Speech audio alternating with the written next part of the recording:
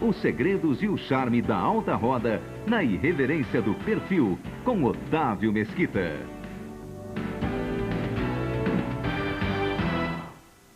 Telejornal Brasil, oferecimento Golden Cross, ligue já 0800 99 2001. E luvas Perfex, suas mãos vão sentir a diferença.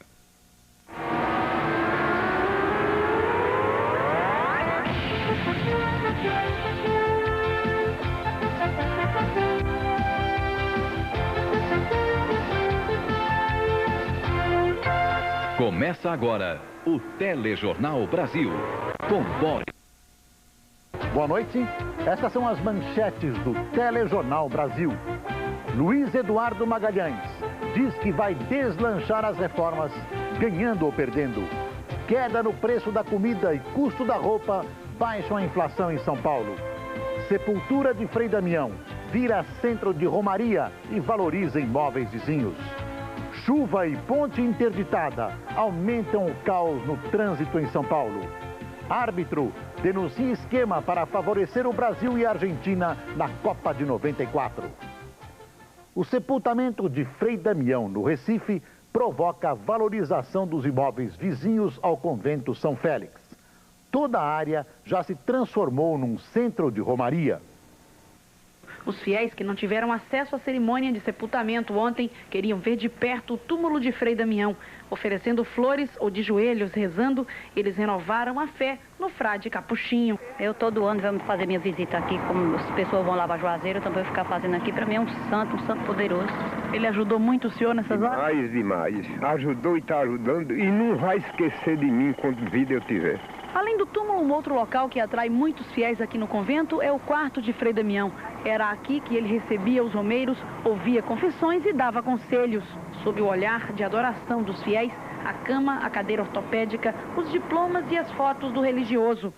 Tenho curiosidade sim, porque eu vim algumas vezes aqui visitá-lo, então traz recordações. Para a vizinhança do convento onde Frei Damião está enterrado, a vida já não é mais a mesma. Prevendo o aumento da demanda de fiéis, os moradores fazem planos. Você acha que vai ser fácil vender essa casa?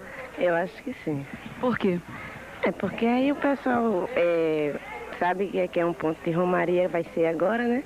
Então, vai ficar mais fácil o pessoal querer para fazer comércio aqui. O preço aumentou depois que o Frei Damião morreu? Aumentou. De quanto? Ele está pedindo 40 agora. E ele pedia quanto antes? Antes ele estava pedindo 35. A Polícia Federal prende em Alagoas um italiano acusado de ter ligações com a máfia napolitana. Ele é procurado pela Interpol e está em Maceió há um ano. Domênico Verdi, de 56 anos, foi preso pela Polícia Federal nesta casa, no bairro da Jatiuca. Depois de ser preso na Itália por lavagem de dólares e corrupção de políticos, Domênico morou no Paraguai e depois no Rio de Janeiro. Lá, ele chegou a ser naturalizado brasileiro. Na Itália, Domênico Verdi era dono de uma construtora. Aqui no Brasil, ele nunca exerceu qualquer profissão. Segundo ele confessou à Polícia Federal, ele vivia de recursos enviados por alguns amigos italianos. Recursos que permitiram que ele comprasse um terreno numa das praias mais caras de Alagoas e construísse essa mansão, avaliada em R$400 mil. A mansão impressiona. O jardim e a casa ocupam uma área de 9.000 metros quadrados. A mansão do italiano fica a poucos metros da casa onde Paulo César Farias foi assassinado. Na sede da Polícia Federal, ele negou o envolvimento com a máfia, mas confessou alguns crimes. Fui preso por lavagem de dinheiro sujo, mas depois me arquivaram. A lavagem de dinheiro não é uma atividade típica da máfia? Eu não sei, eu sou construtor. O que você me faz perguntar à máfia, que tem que dizer da máfia? Pergunta para os mafiosos. Com a prisão, a Polícia Federal aguarda o julgamento pelo Supremo Tribunal Federal sobre o pedido de extradição feito pelo governo italiano. Lavagem de dólares e corrupção de políticos, graças a Deus aqui no Brasil não tem isso, só na Itália, e realmente esse cara deve ser recambiado. Agora, o estranho é que Alagoas, não tem nada com a população de Alagoas trabalhadora, vive assolada pela máfia. E não é uma só, hein? São várias. Não tem nada com a população, nem com o estado de Alagoas. Tem com as máfias que assolam, dilapidam, roubam Alagoas. Basta ver a que situação o Estado chegou. Desculpem os trabalhadores de Alagoas, que são as maiores vítimas disso.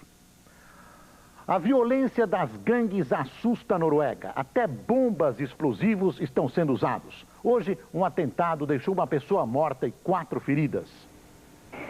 O ataque ocorreu de madrugada na cidade de Drammen, no sul da Noruega. 3 explosões seguidas de um incêndio destruíram a sede dos bandidos, uma gangue de motociclistas. Uma mulher que passava pelo local morreu. Mais 4 pessoas ficaram feridas. Dezenas de lojas e casas foram danificadas.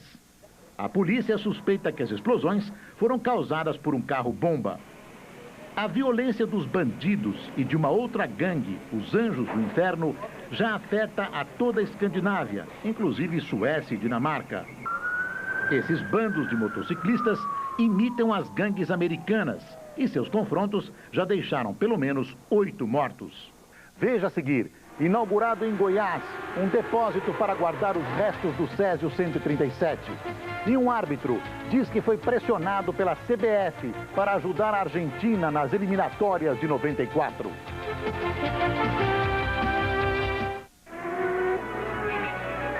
A velocidade não para no SBT. Depois do show de técnica e ousadia nas pistas ovais, as feras da Indy voltam às ruas num super desafio. Máquinas e pilotos arriscam tudo no Grande Prêmio de Detroit. Domingo, 3h30 da tarde. Fórmula Mundial, a fórmula da velocidade máxima. Só aqui no SBT. Oferecimento Brahma Chopp. Olha, é a cerveja número 1. Nova Ranger 2.3, a picape com o melhor preço da categoria. Vaporetto Epolt, produtos com qualidade de vida. Videocassetes Philco, uma linha completa com VCR Plus. E Texaco, o mundo confia.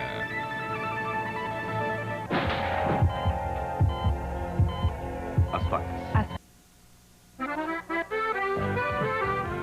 É tempo de festa do Pinhão. São mais de 140 shows e bailes para você extravasar sua alegria. Com Zé Ramalho, J Quest, Faróis Acesos, Grupo Molejo, Pirilampo e Saracura, o melhor da música nativista e o show especial de Daniela Mercury e muito mais. Só está faltando você.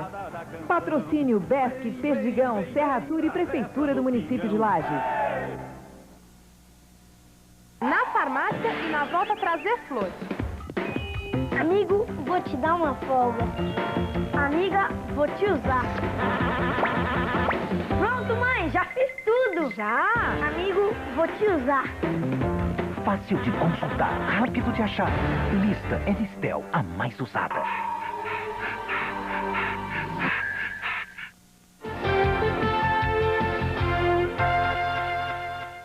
Peritos concluem que a versão dos policiais que mataram o estudante Rafael Zanella, em Curitiba, é uma farsa. Depois de executar o estudante, os policiais teriam forjado um flagrante de tráfico de drogas. Rafael Zanella, de 20 anos, foi morto pela polícia no dia 28 de maio. Os policiais disseram que um dos 3 rapazes que estavam com ele é traficante de drogas e apresentaram 2 armas e meio quilo de maconha que estariam no carro de Rafael. A família e os amigos fizeram uma passeata.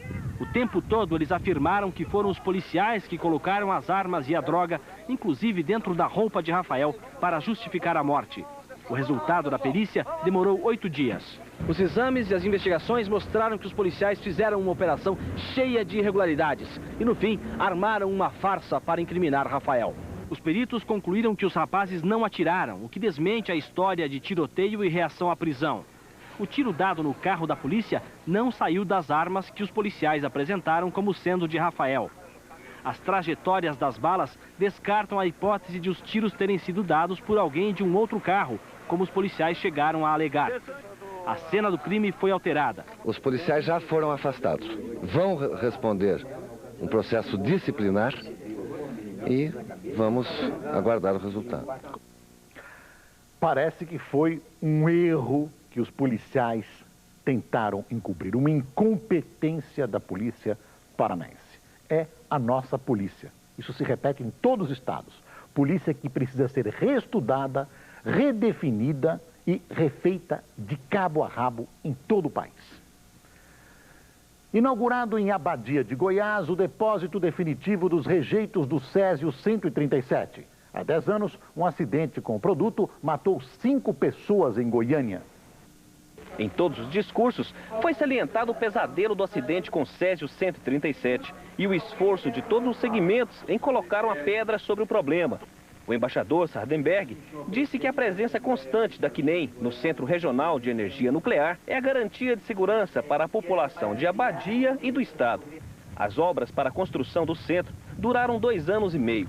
Além de armazenar os rejeitos do acidente com Césio 137, ele abriga um complexo de prédios e instalações para acompanhar e realizar o controle institucional da região pelos próximos 50 anos. Representa um grande esforço por parte da comunidade local, por parte do governo do estado e por parte do governo federal. Esse depósito é um grande avanço em relação à situação que nós tínhamos anteriormente. De um grande problema, nós procuramos e encontramos uma grande solução. E hoje a Abadia vai acabar sendo referência não só para o Brasil, mas para o mundo inteiro. Novo escândalo no futebol. O árbitro José Aparecido de Oliveira denuncia a participação do presidente da CBF, Ricardo Teixeira, em um esquema para beneficiar Brasil e Argentina nas eliminatórias da Copa de 94. A denúncia saiu hoje na capa da revista esportiva Placar. Na reportagem, o árbitro José Aparecido afirma que foi montado um esquema para favorecer as seleções do Brasil e da Argentina nas eliminatórias da Copa de 94. Segundo José Aparecido, o então presidente da Comissão Nacional de Arbitragem, Ives Mendes, pediu a ele que ajudasse a seleção argentina e disse que, em troca, os árbitros argentinos ajudariam a seleção brasileira. O pedido de Ives Mendes a José Aparecido teria sido feito antes do jogo entre Colômbia e Argentina na cidade de Barranquilla e que terminou com a vitória dos colombianos. Quando voltou ao Brasil, José Aparecido foi eliminado do quadro de árbitros da FIFA. José Aparecido vai mais longe. Diz que o acordo foi feito entre os presidentes da CBF, Ricardo Teixeira, e da Federação Argentina, Julio Grondona. Ricardo Teixeira está na França acompanhando a seleção brasileira de futebol. Na CBF, no Rio, ninguém quis falar sobre a acusação. Olha, seria interessante saber por que o juiz José Aparecido de Oliveira demorou tanto tempo, de 94 até agora, para contar essa história. Pelo jeito, esse senhor Ives Mendes está escalado para ser o grande bode expiatório do futebol brasileiro. Está claro que ele vai se estrepar. Aliás, já começou a se estrepar. Agora, as mãos que pagaram, que subornaram, que envolveram, ninguém sabe. Provavelmente vão ganhar até um troféu. Corinthians e São Paulo disputam esta noite no Morumbi a finalíssima do Campeonato Paulista de Futebol. Os dois times têm o mesmo número de pontos na fase decisiva, mas os corintianos jogam com a vantagem do empate, porque fizeram melhor campanha ao longo do torneio. Veja a seguir, os índices da FIP e do Diese mostram inflação em baixa. E nos Estados Unidos, é lançado um guarda-chuva que suporta ventos de até 100 quilômetros. A telecena de São João vai dar prêmios de montão pra agitar seu coração. Costa Bonita vem festejar. Meu balanço pode acreditar. Na telecena toda semana você pode ganhar. E é aí que o milho vira pamonha e o velho perde a vergonha. Nessa festa tem muito mais emoção. Não perca tempo, não. Compre já a sua telecena em São João. Telecena inconfundível. Corpo a Corpo e suas novas embalagens apresenta... Quando não tinha nada, eu quis. Quando tudo era ausente, eu esperei. Quando tive frio, tremi. Quando tive coragem, liguei. Quando me chamou, eu vim. Quando vi você. Desodorante hidratante Corpo a Corpo. Sua pele merece esse toque. Me apaixonei. Em instantes, a previsão do tempo. Oferecimento aspirina C da Bayer. Antes da gripe bater, fecha a porta. E agora a previsão do tempo para amanhã, fornecida pelo Instituto Nacional de Pesquisas Espaciais. No sul, a sexta-feira será de céu nublado e chuvas em toda a faixa leste. Nas demais áreas, sol entre nuvens. No sudeste, o céu varia de parcialmente nublado a nublado, com chuvas ocasionais em toda a região. No centro-oeste, sol entre nuvens em Mato Grosso. Para Goiás e Mato Grosso do Sul, a previsão é de muitas nuvens e chuvas ocasionais. No Nordeste, um dia ensolarado com poucas nuvens em todos os estados. No Norte, céu nublado com chuvas isoladas na faixa norte da região. Nas demais áreas, sol entre nuvens. A temperatura máxima prevista é de 17 graus em Porto Alegre, 20 em São Paulo, 23 no Rio, 25 em Brasília, 30 em Fortaleza, 32 em Belém e 32 em Manaus. Imagine um guarda-chuva capaz de enfrentar ventos de até 100 km por hora sem quebrar nem desmontar. Uma companhia americana garante que esse milagre já existe. Nada é mais perigoso para os guarda-chuvas do que uma ventania. Primeiro eles dobram, depois soltam as varetas e acabam desmontando. Isso quando não são destruídos de um só golpe por uma rajada de vento. Mas uma companhia americana diz que esse problema já tem solução. É o Gust Buster, o domador dos ventos. O segredo é este sistema que permite a passagem do vento sem que a estrutura seja afetada. Um teste foi feito no túnel de vento do Colégio da Aeronáutica em Nova York. Foi o túnel de vento que tornou possível esta cena do filme Mary Poppins. Desta vez, o túnel produziu ventos de até 100 km por hora e o Gust Buster resistiu. Eu tenho um guarda-chuva mais milagroso ainda. Ontem ele conseguia transformar chuva em garoa. E é nacional, não é americano, não. Queda nos preços dos alimentos e menor alta no vestuário seguram a inflação em São Paulo. O índice apurado pela FIPE teve variação de 0,55% em maio. Em abril, a taxa foi de 0,64%. Já o DIEESE constatou uma leve queda de 0,01% no custo de vida em maio. No mês anterior, a inflação medida pelo DIEESE ficou em 1,08%. Olha, o Plano Real continua funcionando, continua, segundo as pesquisas, apreciado pela população. Mas tem pedras no caminho. O déficit público e o déficit comercial, por exemplo. O país, para atrair dólares para suas reservas, continua mantendo os juros na estratosfera. Para evitar a inflação, mete o pé no breque. Tudo isso não é bom para o desenvolvimento do país, mas é provisório e só será acertado com as reformas que estão atrasadas no Congresso e não saem do lugar, estão patinando. Desse jeito, o Brasil pode colocar em risco o seu plano de estabilidade. Representantes de 15 países exportadores de produtos agrícolas se queixam das taxas impostas pelos Estados Unidos, Europa e Japão. Eles discutem no Rio propostas para uma maior abertura do comércio. A repórter Juliana Morrone acompanhou a reunião. Terra temos de sobra. São 150 milhões de hectares adequados ao plantio e pecuária. O clima também ajuda. Mas por que então o Brasil só explora 20% da área produtiva e não aproveita o potencial que tem para produzir mais e exportar? Porque, para proteger a própria produção, Estados Unidos e Europa inventam uma série de barreiras para os nossos produtos. O exemplo clássico é o do suco de laranja. Nós vendemos cada litro para os Estados Unidos por 45 centavos. Mas é tanta taxa de importação que o litro acaba saindo pelo dobro do preço. Moral da história, o suco brasileiro, que já tem boa aceitação, sairia como água não fosse tanto imposto. Isso acontece com vários produtos, não só do Brasil, mas de outros 14 países que formam o Grupo de Cairns. O grupo está reunido no Rio, se preparando para brigar na Organização Mundial do Comércio pelo fim das barreiras impostas pelos Estados Unidos, Europa e Japão. O comércio agrícola ainda é muito distorcido por barreiras, por tarifas, por subsídios e, portanto, limitam muito as nossas exportações.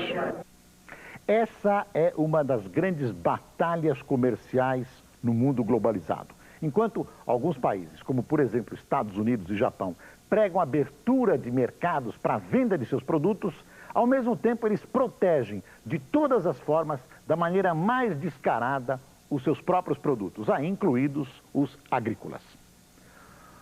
Uma agenda carregada e festiva no primeiro dia de visita do casal imperial japonês a São Paulo. Nada poderia fazer o casal Tabuchi desistir de ver o casal imperial. Aos 101 anos, o senhor Masatsune fez questão de se juntar aos 11 mil imigrantes no ginásio do Ibirapuera. Desde o dia que leu no jornal que o imperador vinha para o Brasil. Desde isso ele está falando. Só que eu estou levando, né? Porque eu trabalho, eu não posso ficar correndo atrás. Mas hoje não teve jeito. Está aqui com ele. O imperador Akihito e a imperatriz Michiko foram saudados como suas majestades.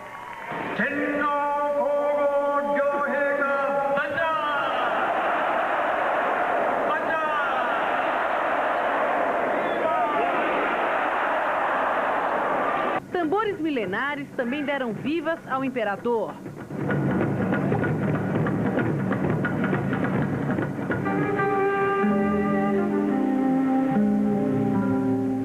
O momento reflexivo da festa veio de um grupo de agricultores de Mirandópolis, interior de São Paulo.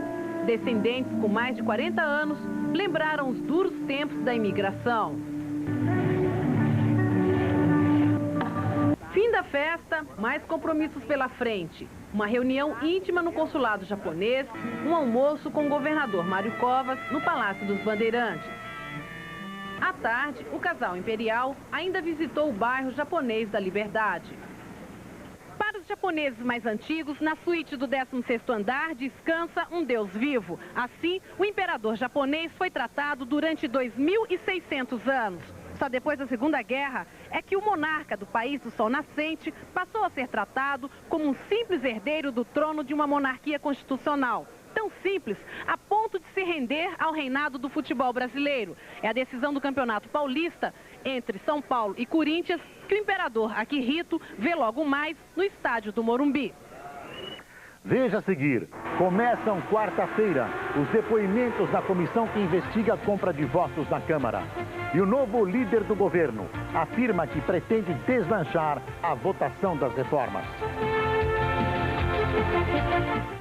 O carnê de mercadorias do baú também está nas casas lotéricas e nas agências dos Correios de todo o Brasil. E traz a mega chance com 10 dezenas para você acertar 6 e ganhar até R$100 mil. Também traz os cupons do Peão e do programa Tentação. Compre já o carnê de mercadorias do baú nas casas lotéricas e nas agências dos Correios. Você vai ganhar, você vai ganhar. Amanhã, 9h30 em ponto, Os Simpsons. E logo depois, Hércules. Um rei escraviza o seu povo. Fecha essa boca. E lança uma maldição contra o homem mais forte do mundo. A morte de Hércules. Um violento combate contra as forças do mal. Amanhã, Hércules. Assista neste domingo às 9 da manhã o programa Roda de Chimarrão Especial da 9ª Festa Nacional do Pinhão. Vem, vem, vem, vem pra festa do Pinhão. Acorda Maria bonita, acorda pra agradar o Zé. Comendo Nissim miojo, ele tá pronto pro que der e vier. Macarrão instantâneo Nissim miojo, é pra já. O escândalo da compra e venda de votos para aprovar a emenda da reeleição. A Comissão de Constituição e Justiça da Câmara decidiu hoje os próximos passos da investigação. A repórter Zileide Silva mostra quais são. Vai ser a semana dos depoimentos. Na Comissão de Constituição e Justiça da Câmara dos Deputados, que investiga a venda dos votos pró-reeleição, além do diretor do jornal Folha de São Paulo, Otávio Frias Filho, e do repórter Fernando Rodrigues, vão ser ouvidos os ex-deputados Ronivon Santiago e João Maia, que teriam recebido até R$200 mil pela venda dos votos. Os depoimentos vão ser todos na próxima quarta-feira. Já na CPI dos títulos públicos no Senado, os depoimentos recomeçam na próxima terça-feira com o atual prefeito de São Paulo, Celso Pitta. Na quarta-feira é a vez do ex-prefeito de São Paulo, Paulo Maluf. E na quinta-feira, do ex-prefeito do município de Guarulhos, também em São Paulo, Vicente Papoto. A CPI dos votos promete virar uma gigantesca e enorme pizza. Sem CPI não tem jeito, não vai acontecer absolutamente nada. Pizza com sobremesa de marmelada. Bate-boca no Senado. Hoje os senadores Antônio Carlos Magalhães e Pedro Simão discutiram por causa de uma entrevista de Simão ao Jô Soares 11h30 aqui do SBT. E o deputado Luiz Eduardo Magalhães prometeu apressar a votação das reformas de qualquer maneira. O repórter Heraldo Pereira mostra como foi o dia no Congresso. Ganhar ou perder, mas acima de tudo votar. A ideia é do novo líder do governo na Câmara, que passou o dia inteiro tentando definir uma ofensiva capaz de retomar as votações das reformas constitucionais. O maior risco para os governistas é quanto à parte da reforma administrativa que prevê o fim da estabilidade no emprego para funcionários públicos. Quanto a isso, o novo coordenador político avisa: se a batalha para acabar com a estabilidade for perdida, paciência. O importante é terminar essa história. Não posso garantir êxitos em todas as votações, mas vou me esforçar para que nós possamos ter um bom projeto aprovado ainda na próxima semana. Enquanto o líder Luiz Eduardo se preparava cuidadosamente para a batalha dos votos no plenário da Câmara na próxima semana, do outro lado do Congresso, lá no Senado, o pai dele já estava em guerra aberta. O senador Antônio Carlos Magalhães, no final da tarde, partiu para o confronto com o tradicional adversário político dele, o senador Pedro Simão. Antônio Carlos saiu da presidência do Senado para revidar os ataques de Simão, feitos durante o programa Jô 11h30. O presidente do Congresso chamou o colega de invejoso e muito mais. Depois, Pedro Simão respondeu. Disse que toda esta raiva é porque o ex-presidente Itamar Franco, de quem ele foi líder, chamou a imprensa quando Antônio Carlos veio a Brasília, dizendo que iria entregar um dossiê sobre corrupção no governo. O bate-boca foi gravado pela TV Senado. É o hábito do senhor Itamar Franco falar a verdade, até quando diz que é o autor do Plano Real. Quem é o autor do Plano Real, senador? O senhor Fernando Henrique Cardoso. Mas ele nem assinou o Plano Real. Mas não é isso que nós estamos discutindo. A Vossa Excelência que falou. O que nós estamos discutindo é que Vossa Excelência não está dizendo a verdade. Levei um dossiê, apresentei provas, foram aprovados tudo no Tribunal de Contas e não houve sequer uma providência do governo corrupto de Itamar Franco. O que eu digo a Vossa Excelência é que Vossa Excelência não perdoa o Itamar dele fazer tudo na frente da imprensa. Tudo com Vossa Excelência na frente.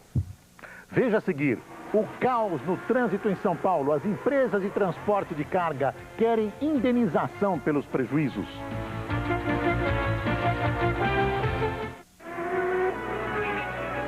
A velocidade não para no SBT. Depois do show de técnica e ousadia nas pistas ovais, as feras da Indy voltam às ruas num super desafio. Máquinas e pilotos arriscam tudo no Grande Prêmio de Detroit. Domingo, 3h30 da tarde. Fórmula Mundial, a fórmula da velocidade máxima. Só aqui no SBT. Oferecimento Brahma Chopp. Olha, é a cerveja número 1. Nova Ranger 2.3, a picape com o melhor preço da categoria. Vaporeto Epolt, produtos com qualidade de vida. Videocassetes Philco, uma linha completa com VCR Plus. E Texaco, o mundo confia.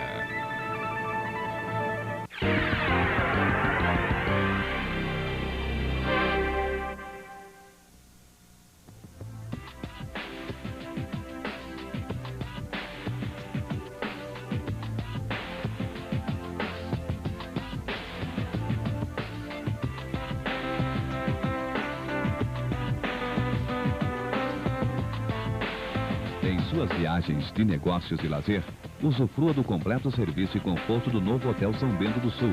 Reservas e informações pelo fone 633-3312. Otávio Mesquita e um bate-papo com gente especial num programa ousado.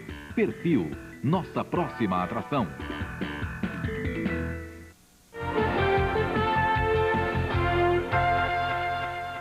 A Ponte dos Remédios, que rachou em São Paulo, vai levar 6 meses para ser recuperada. As primeiras medidas de emergência conseguiram evitar que a estrutura continuasse cedendo. A primeira providência já deu certo. A retirada da camada de asfalto para aliviar o peso em 800 toneladas fez com que a ponte subisse 8 milímetros. A medição é feita a cada 30 minutos. A legião de 65 operários se divide. Enquanto as britadeiras arrebentam o asfalto em cima, lá embaixo começam a ser montadas as 124 torres de metal que vão sustentar provisoriamente a ponte. Cada uma delas pode suportar até 100 toneladas. A parte central da ponte é, na verdade, um único bloco. Na marginal que está interditada, as 7 faixas serão transformadas em 5, sobrando espaço para as torres, sempre em fileiras de 4. Durante o final de semana, a sustentação será feita do outro lado do rio e só então a marginal será liberada, provavelmente na madrugada de segunda-feira.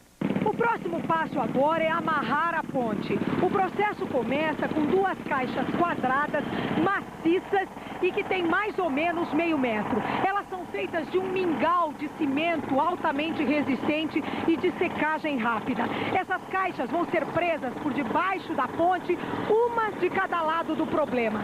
Por essas caixas vão passar cabos de aço que vão ser tensionados com macacos hidráulicos. Isso deve aproximar a fenda. Mesmo que não feche completamente, a rachadura não abre mais.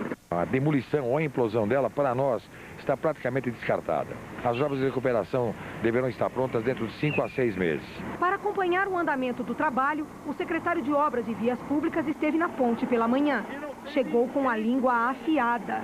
Isso é uma irresponsabilidade do superintendente do DR.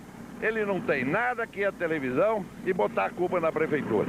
Ele foi relapso, ele foi irresponsável, ele devia estar aqui comigo, nessa chuva, olhando a ponte que é dele, não é minha.